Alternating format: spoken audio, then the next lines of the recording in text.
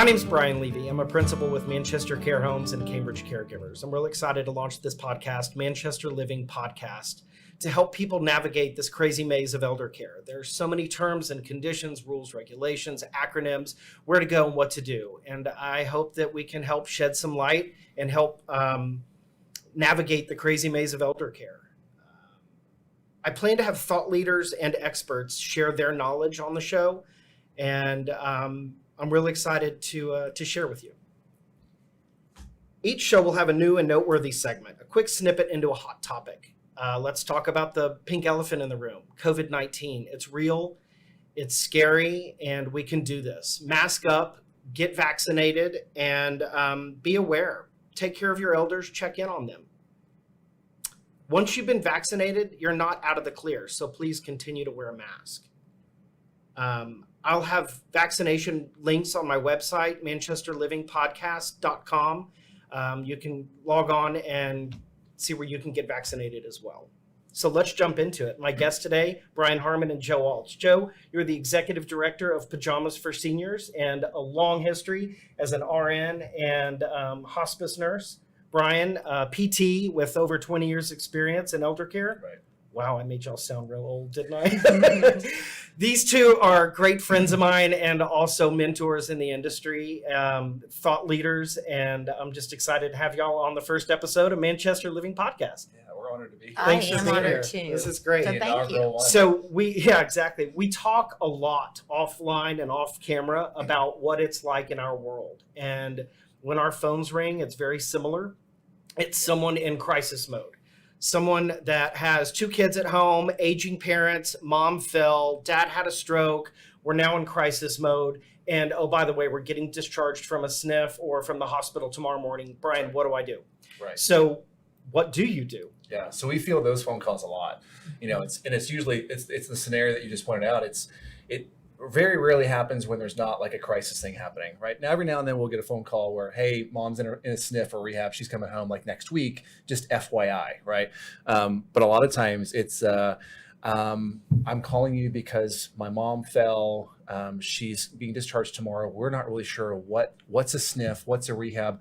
The hospital's telling me this. We're not really sure what this is, who pays for what. So there's all these things, you know, and so here they are, as you pointed out, you know, they have their normal lives, and then all of a sudden it's this giant crisis thing. And so they're anxious to find someone who can help them navigate. So I'm grateful for you doing this podcast, because hopefully this will start to equip some other folks on what resources are available for them here. As we all like to plan ahead, Right. some things you That's can't right. plan ahead. That's right. And, you know, we always talk about when the phone rings, it's usually a crisis call. Right. Nobody plans for mom falling right. or dad having a stroke. Now what? Yeah. And there's so much to learn. Crash course. I use the example I told someone the other day. They said, well, Brian, I don't even know where to go or what to do. I said, well, imagine if I told you today that tomorrow you were going to sell insurance. The first question you would say is, how do I do that? What is a deductible? It's the same thing with all these acronyms, a SNF, an IL, an AL, Yeah. home health, what's private duty? And not only that, but how do we budget for that? What does that cost? Right. So who do you call? What do you do? And a lot of times, people do not know what their aging parents' budget is. They don't even know what's in their accounts. Or how to And- access the account. Or how to get into the account, how to write a check. Right. And, you know, there's so much confidentiality in HIPAA now. So it is a great subject and topic, and we're here to help. So let's walk through this scenario. When people call you, what are some of the common scenarios you find you're having to navigate? Give me an example of a phone call. So I'll give you one just recently. We had a patient who was, she had a hip fracture and a hip replacement.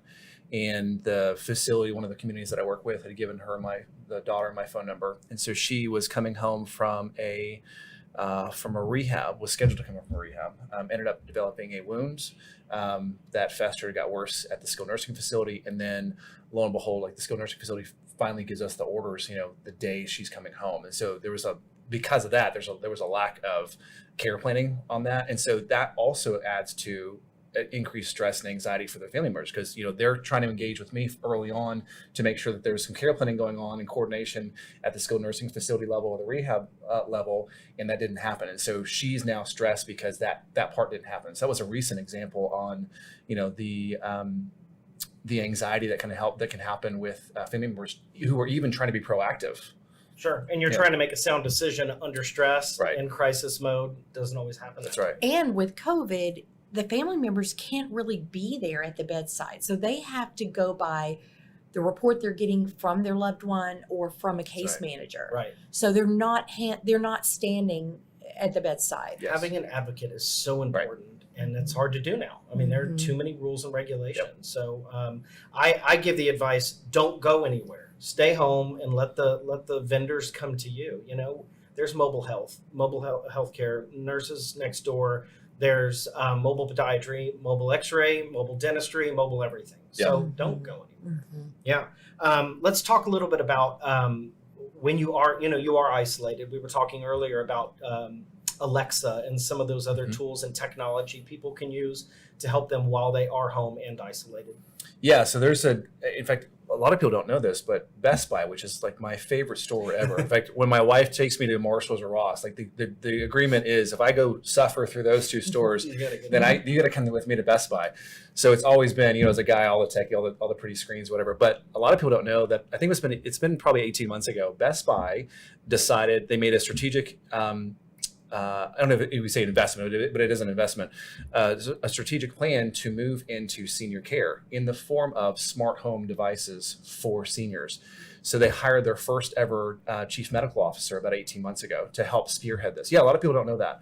And so I'm excited that even like what you think of like consumer electronics companies and retailers are actually starting to see like the writings on the wall. Like there's some smart things that we can do from a tech standpoint to help be a resource for family members, for physicians, for patients themselves. And so it's exciting to see some of those things coming up. It's funny. I have a friend whose father had a stroke and he's been in the hospital for about 5 days. She called me yesterday and I didn't know about that, but I said, you need to go and just buy a baby monitor and put it in his room or have the nurse put him in his room and you have you're in the other room so you can see what's going on. Yeah. That's great. So we do, in fact, we're starting to do a lot more of it now with the Amazon Echo shows. Are you guys familiar with those? You guys know what those are? Yeah. Okay. So for anybody who doesn't know what those are, it's like a FaceTime device, right? So you can call through it. But what's nice about the Amazon version of it is it doesn't require somebody to actually swipe to answer.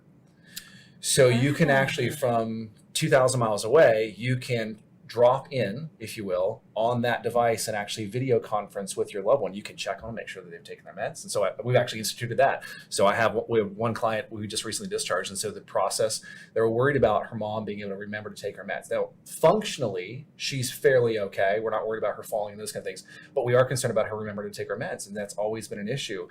And so we do have a system now where the meds are being pre-filled, so they're being shipped to her pre-filled. But then the question is, okay, now how do we make sure she actually takes them? I said, easy. You're going to get an Amazon Alexa, show at your house and hers. You're going to put it right next to her pill box. You're going to call her every morning at 8 a.m. You call her every day anyway, so just call her at 8 a.m. Personal telemed. Wow. And now, so versus, I said, because the danger of you calling her is she's going to go, oh yeah, I'll take them. Right. You actually need to visibly see her do it. And so the Echo shows actually allow for that functionality now where you can drop in and do a FaceTime video call without having to actually have somebody swipe or answer. That's great. It's cool. Yeah, That's it's wild. Joseph, what are some of the calls you're taking when someone calls you in crisis mode? How do you help them navigate the system? You know what? First, I think it's so important as healthcare professionals to listen to what's going on. And sometimes it may not be as extreme of a case as somebody falling or with COVID and double pneumonia or whatever. So really listen. What I always said in private duty is when you answer the phone, you're like an ER. This family is in crisis. So get the facts, find out what's going on. Tell me what's going on with mom or dad, or, give me a little bit of history also of what's going on. But sometimes it can be as easy as with a phone call. You know what? Why don't you run up to CBS and go to their Minute Clinic? There's something close to your house. It sounds to me that you're doing this. Or even what I love, and I've recommended to families too, is There's the plush care. There are a lot of doctors on demand. So if people are afraid to go to the doctor, they may have a mild cough or they may have a stomach upset or whatever. Those doctors on demand are wonderful. And it's $99. You can bill insurance, or they will bill insurance, or you just pay out of pocket. But if you do need some questions answered quickly, you can get those. So it's not everybody's in crisis. It may just be, I don't know what to do, and my dad, just his blood pressure, is Right. high today, Right. and I'm scared to take him to the doctor. So, and the doctor's offices too, they know people are afraid. Pick up the phone and call your doctor. Talk to their nurse. They are happy to call you back. Right. Yeah. And it may be something simple. So We were talking earlier about when people make that phone call and they don't know where to go. Do I go to a SNF? Should I go to AL? Should I go to IL? What vendors to use? How do I choose a hospice company? What kind of questions do you recommend asking when you're navigating that maze of what's next? And you know what, that's a good question, because and we've talked about this, the hospital case managers are so busy. They have so many patients. They are discharging, admitting, talking to someone about hospice. They're coordinating with a skilled community for this other patient. Their hands are very full. So a lot of times they will just give a sheet of paper and say, hey, we got to send your dad home tonight. Here's a list. I'll email you, and good luck and God bless you. I'm laughing because I just saw a piece of paper yesterday with It's the list. true. How do you get on that list? So $100 gift certificate, a turkey at Thanksgiving. I mean, who's yeah, making that how do list? you know who has done the homework on? So don't trust a list always. You still have to do your homework. I had a discharge planner tell me yesterday, I've got to get this patient out of here. Help me. I mean, it was like desperation. It was like, wait a minute, they're we're totally making overwhelmed. they're They are completely overwhelmed. Taking these calls just to have a little bit of empathy and put yourself in the shoes of the daughter or son of an elder person, making decisions they've never made before. Well, and I will say, if somebody, and I've seen families, they don't know what to do. So they just hold their hands up in the air and just close their eyes and like, okay, whatever they decide, just do it. But there are lots of nursing homes. There are lots of assisted livings, group homes. Say someone does qualify to go to a skilled community for 21 days. Unless you have insight on where they're going, you have got to do your homework on these communities. In fact, with Pajamas for Seniors, we're helping people on MLK Day. We're helping a lot of nursing homes coming up. And I went to Fort Worth just to look for some nursing homes that I knew would need some assistance. And it was amazing. There's a 5-star rating. Mm-hmm. It was amazing how many have 1 and 2 stars. Oh, yeah. And if you don't know that, you need to let these people know, hey, check and see what their ratings are. What is their staff ratio? When was their last survey? Read their reviews. That's true. Yeah. That's true. So, or ask healthcare professionals who are familiar with those facilities. Because there are some in the higher rated star ratings that they're still the quality isn't what you would want them to be. And we're fortunate enough to live in a big city with Yeah. lots of resources where Lots of options. People tend to know each other Yep. or at least have resources. Tap into those resources. You know, ask questions. and that's what's so nice about, we're like-minded. We refer to each other because we know you're going to get the job done. We know that you are going to do best practices in what you do. Not everybody does that. And so companies like, and I'm just giving examples, Paul Markowitz, Senior Living Solutions, they are outstanding. And I think he just got his 5,000th review Yes, or I saw that. something Yeah, I saw crazy that, like yeah. that. Well, look and see who is getting the action, who is out there in the community, who is out there serving and helping others. Everybody has access to the internet now. But it's so important to take that time. Access to the internet, and there's a dime a dozen. There's a new home health agency opening every day, new private duty every day. do your homework. Don't just pick somebody at the top of the list. Yeah, ask questions. I have a list of frequently asked questions on both the Cambridge Caregivers website and Manchester Care Homes website. Paul actually helped me develop the questions for prospective residents in the care homes as well as for the private duty. And I have other agencies actually using those questions. They're great questions to ask. Ask me questions. Sure. It's really important. Speaking of care homes, I know you guys have Manchester Care Homes as part of your organization. So question for you. So since we're dealing with the elder care maze, what is that you guys found that was missing or needed to be enhanced in the marketplace that led you guys to developing the Manchester Care model? Good question. Thank you. Ratios. I mean, we're at 4-to-1 ratio right now. And when you look at the ALs and ILs and ratios right now, I mean, they're at 22 to 1. Yeah. And so it's almost individual care. It's almost like having mom and dad at home with a medical professional. So we have 2 caregivers for 2 on duty 24/7 for 8 residents. And I want to say it's not all fault of that nursing home or their skilled facility. They are, financially, they're limited as well. Finding staff right now that wants to care for patients that are COVID. A lot don't. Right. They don't want to bring that unknown or not COVID. Yeah. And so, what I'm reading and seeing in nursing homes is that activities directors are doing incontinent care. They're giving meal trays. They're passing out meal trays. All hands on deck. Everybody. Yeah. And they are working so hard. I mean, people are burnt out and doing the best they can. Yeah.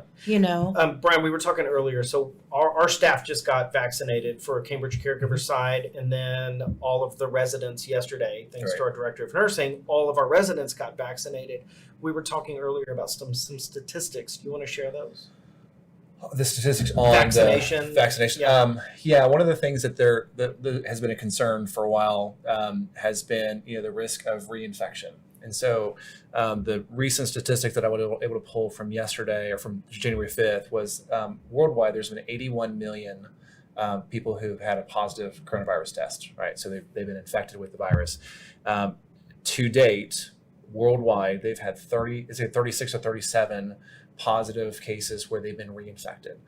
So while yes, there is still a chance for a reinfection, it is very, very slim. Like I think the statistic for you getting hit by lightning this year is like 1 out of 125,000. So this is like 1 out of 3 million to get reinfected. So it's if you've had the virus or if the vaccines are effective for you, because it's 95% effective, so there's still 5% chance that it doesn't work for an individual. But once you've had the antibodies, it looks like, according to the statistics that you can pull, that the chance for reinfection is pretty slim. Interesting. Well, I bought a lottery ticket on the way to school this morning, so there you go. I'm good. I love having you guys on the show. This is fantastic. 2 of my very good industry friends. Listen, y'all are professionals, and people know y'all professionally. Yeah. I want to do a quick lightning round. Okay. So people can get to know you personally. Lunch and school. Bring it or buy it. Brian. Buy it. Joe, did you watch Tiger King during quarantine? I did not. You missed out. Brian, celebrity crush. Oh, geez. Selma Hayek. Joe, stupid human trick. Stupid human trick? I don't think I have a stupid human trick. Brian, can you pick up something with your toes? Yeah, I'm 6'4", so I have long toes, yeah. Nice. What's your most useless talent? I can whistle. There you go. Brian, Coke or Pepsi? Coke. Joe, there's a rodent in the house. Do you kill it or let it out? Kill it. Nice. Thank you guys. Thank you so much, Brian. It's been great. I loved having you guys. And if there's anything that I can do for you, please call me. Don't go back to Google. My number is 214-649-9922, manchesterlivingpodcast.com. Joe, what's the best way to reach you? You can reach me on my cell, 214-415-3779. There are so many needs for seniors in our low-income nursing homes. That's what we're here to help and raise awareness to the needs of seniors. Brian? And you can reach me on my cell phone at 321-271-4052. We have some great topics coming up. I'm excited about our lineup of some upcoming episodes. If you have a topic that you would like to bring to the show, please reach out to me directly.